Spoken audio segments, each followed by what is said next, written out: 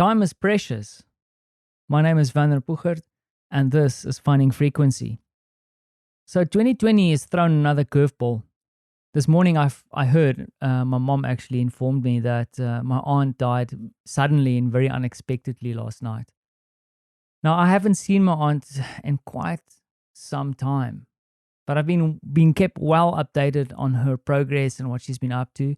In fact, my uncle, who actually sent a voice note earlier on this podcast, also got to spend a lot of time with her recently. She got stuck visiting my uncle, and then the lockdown happened in South Africa, and my aunt was visiting there. She couldn't get back to her home in the northern parts of South Africa, so she stayed for quite an extended period of time with her brother.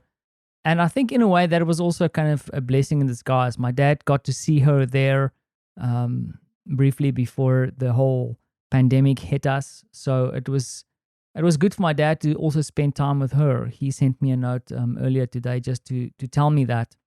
And of course, we're all sad. It isn't cool. And also just the suddenness of this whole thing just happening like this. She was feeling a bit bad, and then went in, and wow, late last night, apparently she passed away. Not cool. And of course, for me, it's kind of this in the back of my mind, this thought that, as I grew up, I got to meet all my dad's brothers and sisters. And you know what? They all a bunch of cool people. And I would love for Francie to meet all of them. And now he's going to miss out on missing at least one of them. I just want the rest of them to hang in there. Listen, guys, come on. Hang in there. Francie wants to meet you. And I know I say this tongue in cheek, but I also know my aunt. One thing I know and remember about her is that she had a crazy sense of humor. She always had a good laugh and about things. So I wish her well in her journey beyond this realm. But that also brings me to a thought that I just had, because just before starting recording this, I also sat down and caught up with a friend of mine who lives in the Principality of Liechtenstein. Now, if you don't know about Liechtenstein, you really need to go and check that up, because that's a small country. I actually initially thought it was part of Switzerland. Very naughty, Van. I should do my homework. But it's a little country. It's got a really interesting history, and my friend Roman lives there. And I met him through Seth Godin's Alt MBA years ago, and we stayed friends, me, him, and a guy from Spain who's actually from South Africa, and then a guy from Israel. We get together quite often and just stay in touch with each other, and all of them, and hopefully the four of us, if I count myself, we're all doing interesting things. Roman, on one hand, is an old financial guy. He's not really that old, though.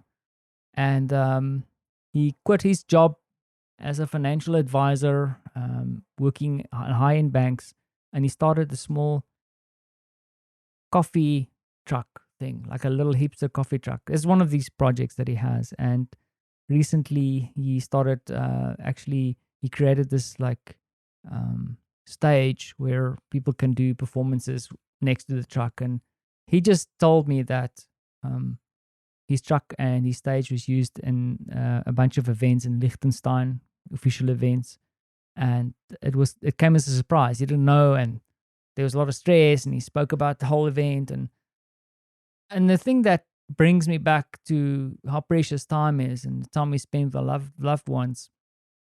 He told me about what he did with his stage, and apparently it was like 4 or 5 of them collaborating on this thing. He brought the stage, of course, and the coffee, and there was artists and a lighting guy and all of that. And he spoke about how all of them actually got some kind of value out of working on the stage together. For some of it is financial, of course, but then there's also the creation process. And it made me realize about something that I'm doing a lot, is that I tend to get involved with projects. I get excited about other people's projects, and then a couple of months down the line, I get frustrated because I'm spending time building other people's dreams, and I'm thinking, like, why isn't this guy or gal not thinking about me or I also want to add some value. I also want to put some of myself into this. And I realized again today that it's my fault. It's not their fault. And like Roman, what I need to do is I need to create and find spaces where I can collaborate with other people, where all of us can add a little bit of something of ourselves.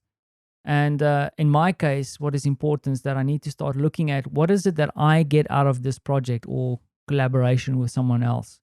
Now, it sounds very selfish, but you need to be clear about what is the value that you are personally going to get out of working with this person. Because the thing is, the time that you spent there is precious.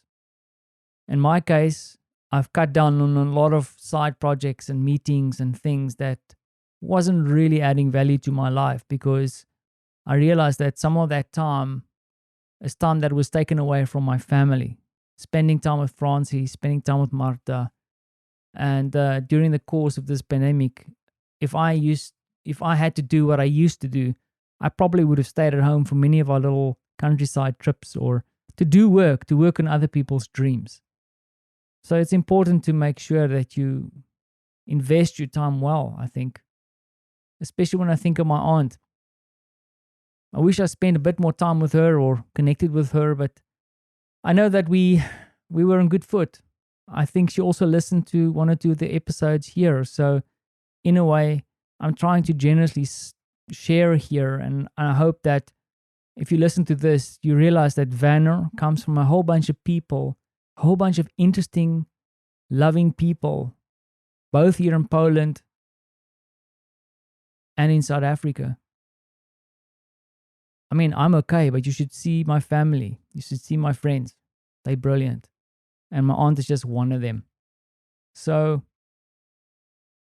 I'll leave it there, and I dedicate this episode to my dear aunt. Rest in peace.